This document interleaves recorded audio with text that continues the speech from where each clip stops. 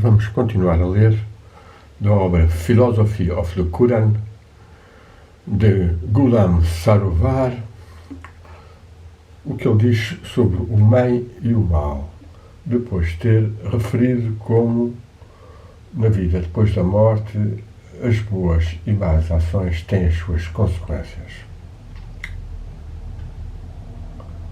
A palavra que se traduziu do Corão como atos bons é al-hasanati, entre parênteses, bom ou belo em abstrato.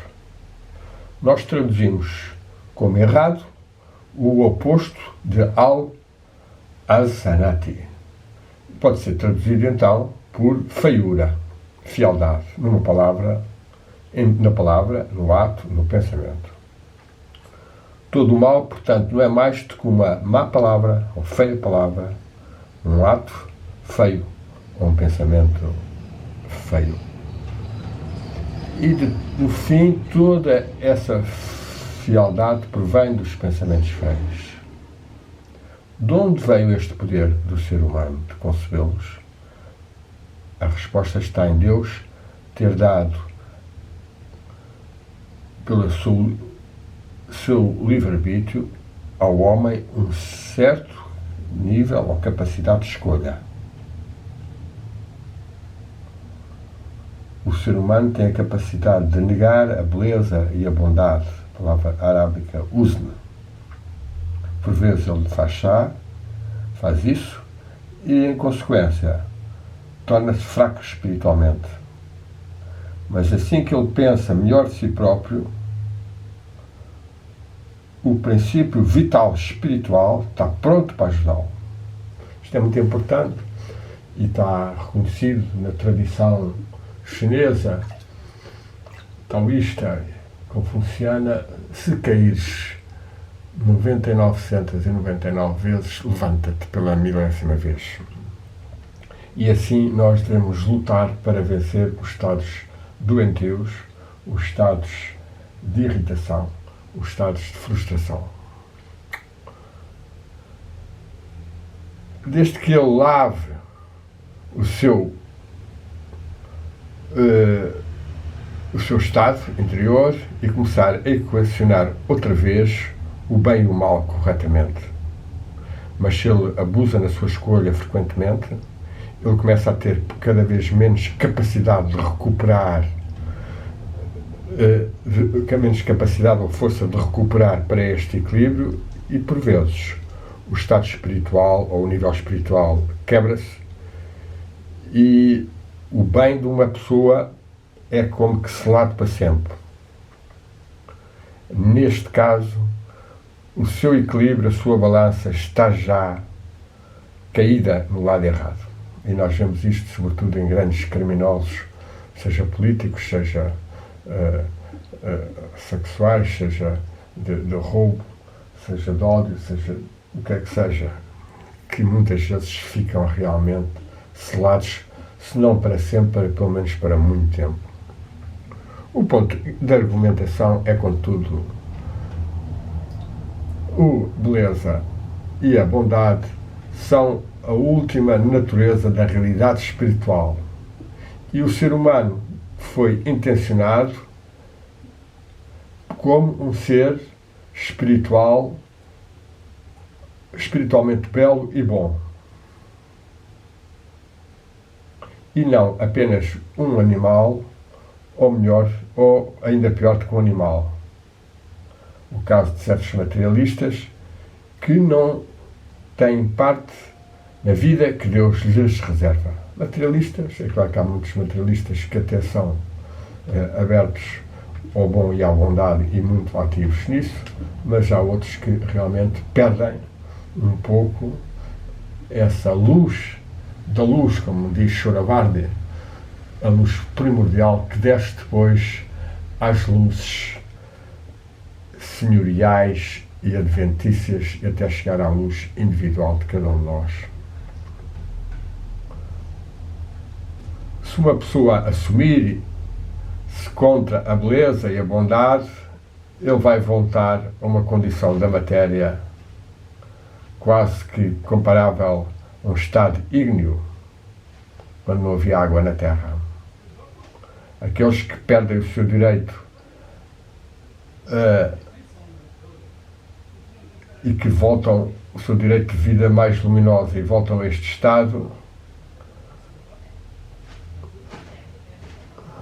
perdem essa consciência que teriam recebido se tivessem vivido na beleza e bondade.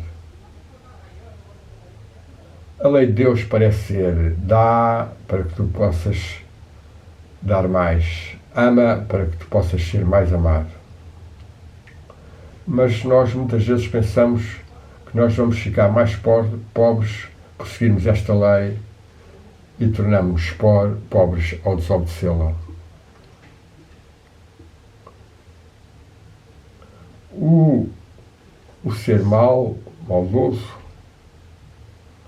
apresenta-vos a pobreza, se tu seguires a lei de Deus, entre parênteses, e sugere-vos que isso é odioso.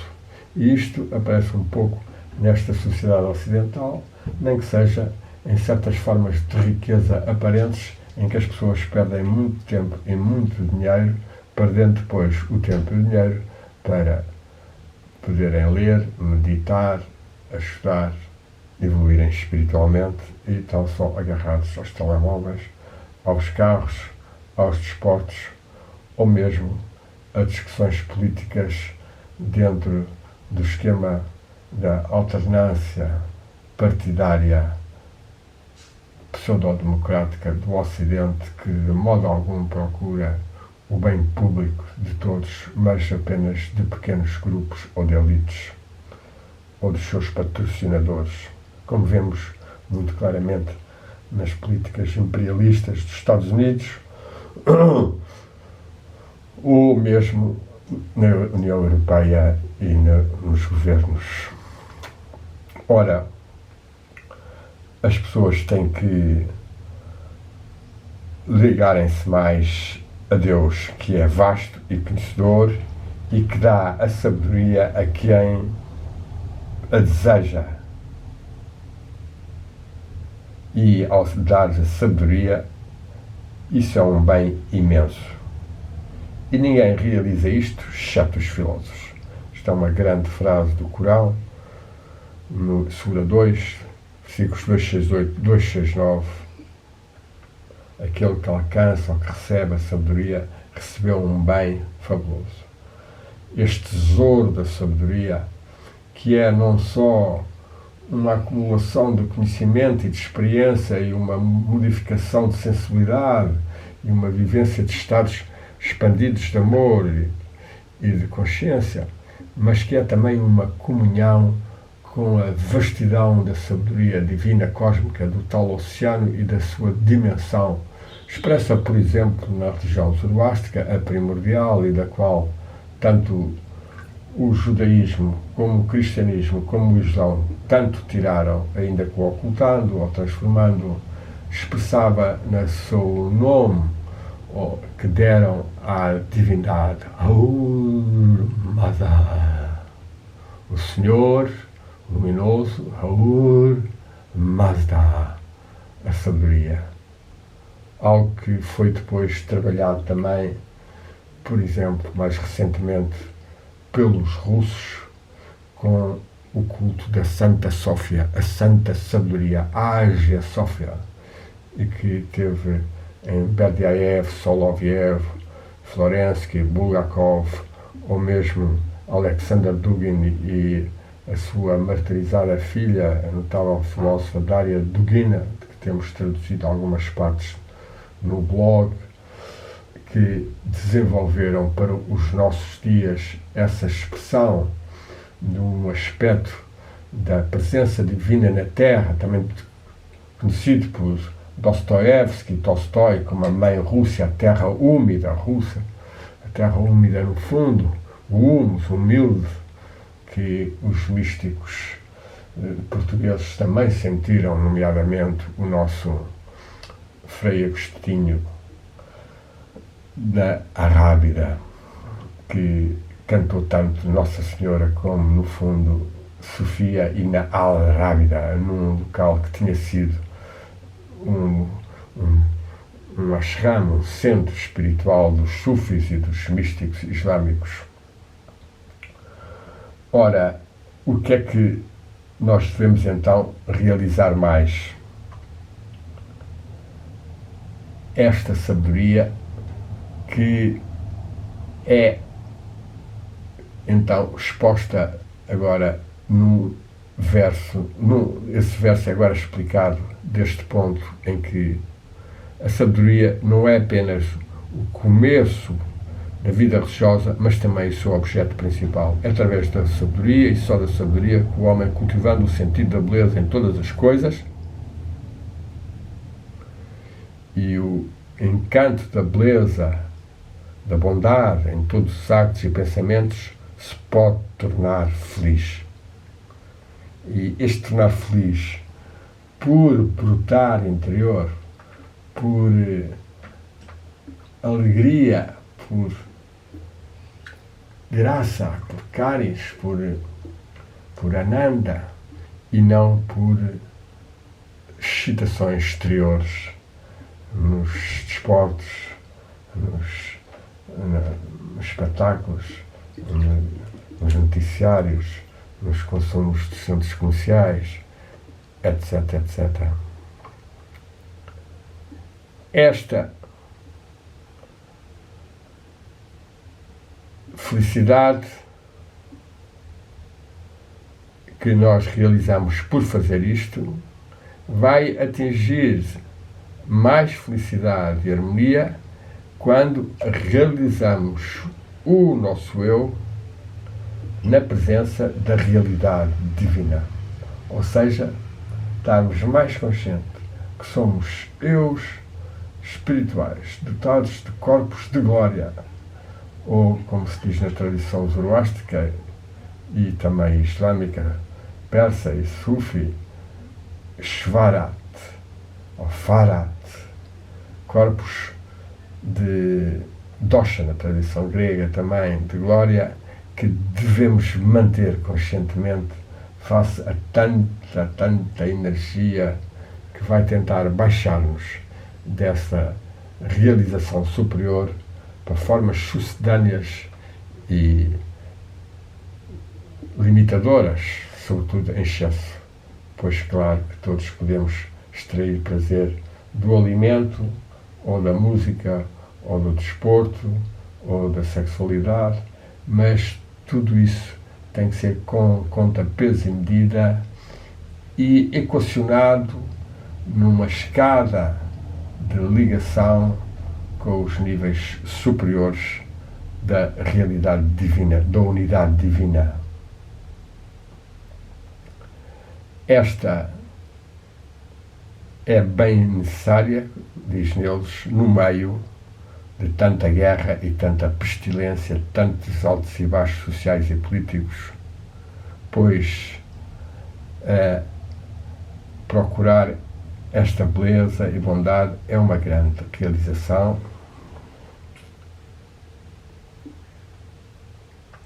Portanto, não há igualdade entre o bem e o mal, como nos querem dizer.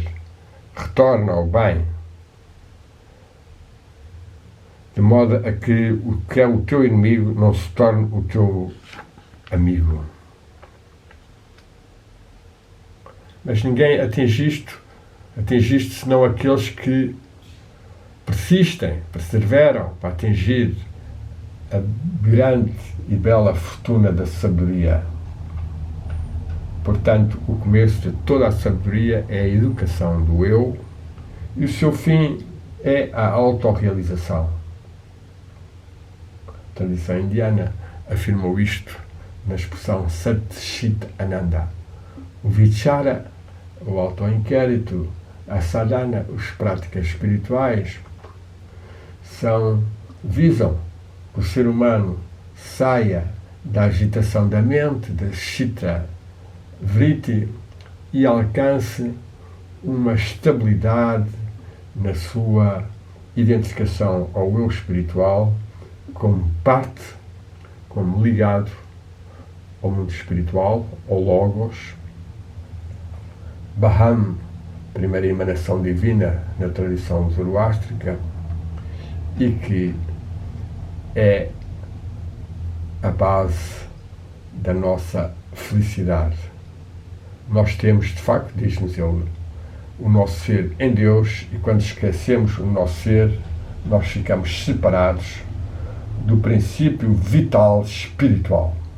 Isto é muito importante, nós percebermos que abrir-nos a Deus é também uma questão de vitalidade espiritual. Ao abrir-nos a Deus, os nossos chakras superiores abrem-se mais e recebem energias mais finas do que apenas as energias físicas ou emotivas de altos e baixos ou racionais secas e conflituosas. O universo está sempre em movimento e o ser humano faz parte deste universo e nasceu há muito, ainda que só há cerca de 10 ou 15 mil anos é que atingiu um estado civilizacional. Mas a vida do homem, diz-nos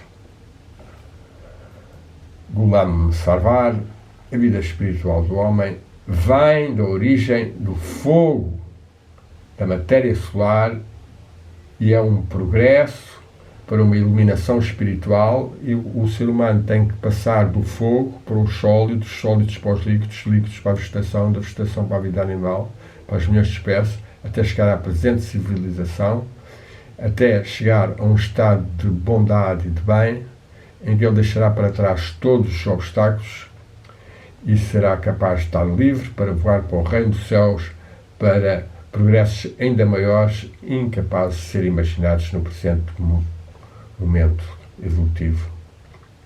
Os estudantes do Corão reconheceram esta evolução há milhares de anos e o Ciência Científica só agora está a referir a ela. Depois cita Sayed Amer Ali no livro Espírito Islão, o capítulo 9, 10º e 11º, a filosofia racional e filosófica, o espírito racional e filosófico e o espírito místico idealista, onde ele desenvolve a noção de que há uma evolução progressiva do ser humano, a qual foi também depois realizada e encontrou expressão no Masnavi de Maulana Jalaluddin Rumi, que é então citado tanto por Syed Amer Ali como por Ghulam Sarwar. E vamos ler um pouco desta visão do Rumi, que faz, no fundo, o ser humano, enquanto que entidade ou centelha divina, ter passado por todos estes estágios. É claro que isto é muito elevado, muito difícil, uma pessoa ter realizado, realizarmos a presença do Espírito agora, ou desde os tais 10, 15 mil anos do estado civilizacional do ser humano, ou um estado mais capaz de manifestar essa centelha, é um grande mistério que esperemos um dia ainda receber a graça de, cultivando a sabedoria divina arduamente e puramente, o que é sempre uma tarefa bem dificultosa nos nossos dias, de tanta dispersão, de tanta atração, de tanta luta, possamos um dia ter uma experiência interior exata do que o Rumi diz. Morrendo no mundo inorgânico, nós passamos ao reino vegetal. Morrendo no vegetal, passamos ao animal. Do animal, tornamos homem. Qual é então o tipo de medo que nos pode abaixar? A próxima transição fará de nós anjos. E de anjos atingiremos o que nenhuma mente pode conceber. Estaremos então unidos no infinito. Não nos foi dito, todos nós retornarão até ele? Pode haver aqui uma distinções a fazer-se, diz-nos Sarvar. A primeira é Insan, o ser humano, e a segunda é Adam. Insan significa o homem em geral. Adam significa o homem já consciente e civilizacionado. Outros têm outras visões, como sendo o mesmo espírito em formas diferentes. Antes do ser humano aparecer no estágio da vida, há outros estágios existentes num sentido filosófico. Esses dois deles são muito importantes. Um é o estado dos espíritos flamejantes, chamado Jan, plural de Jin. Os outros são os anjos ou os mensageiros celestiais espirituais. Os Jan, os Jin ou Jinas, são feitos de fogo, enquanto que os anjos são completamente feitos de luz. De facto, eles são espíritos que têm a sua luz e a sua treva, mas ambos agem inteiramente na mente do homem. Se nós nos abrimos a um, excluímos o outro. Assim que nós procuramos o egoísmo, a feiura, os anjos ajudantes afastam-se e as forças negativas dos seres demoníacos, no fundo, tomam conta da sua existência. E isto acontece desde que tomamos autoconsciência até morrer. Isto vai durar durante toda a vida, enquanto o homem dorme ou está acordado. Há um estado em que, contudo, os anjos são retirados, ambos, e é quando uma pessoa nega a existência de Deus ou do real. Isto pode ser discutível, não interessa, não podemos ter a certeza, a menos que tivéssemos uma clarividência de conseguir ver mesmo que certas almas estão completamente cortadas do acesso angélico, quando provavelmente muitas poderão estar mais apanhadas pelo demoníaco. Mas aqui é uma afirmação dele que tomamos como uma opinião individual. Se uma pessoa morre nesse estado, então essa pessoa vai parar ao mundo do inferno, ou um mundo de fogo que queima e que se sofre, porque é o caso de essas entidades que tomaram conta dele. É claro que isto é uma digressão. O que nos interessa aqui é que o ser humano está presente no universo desde o começo e permanecerá até ao fim. E que quando o ser humano foi formado, quando Deus disse, Deus ou a realidade the real, a identidade suprema, a realidade última e única, quando Deus disse ao universo be, cum, se e torna-te, o ser humano tornou-se parte e parcela deste ser, como nós já dissemos anteriores. Esta vista é muito importante e aqui ele diz-nos, esta vista é nova para muitas pessoas que não pensaram suficientemente a importância destes versos, mas esta é a visão correta e põe o selo da vontade divina na unicidade do homem e do universo. Pela unicidade, nós não queremos dizer ou significar identidade. E ninguém deve significar isso. Isto é um erro em que os místicos caem. Eles pensam que, por serem um com Deus, eles na realidade se tornam Deus.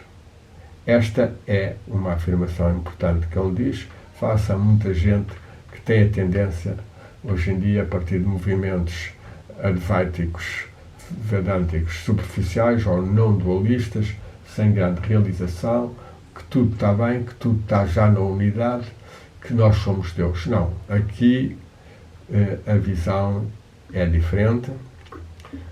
Nós somos uma parcela, uma centelha, que podemos ser um com Deus, mas não significa uma identidade com Ele. Vamos terminar então a leitura deste livrinho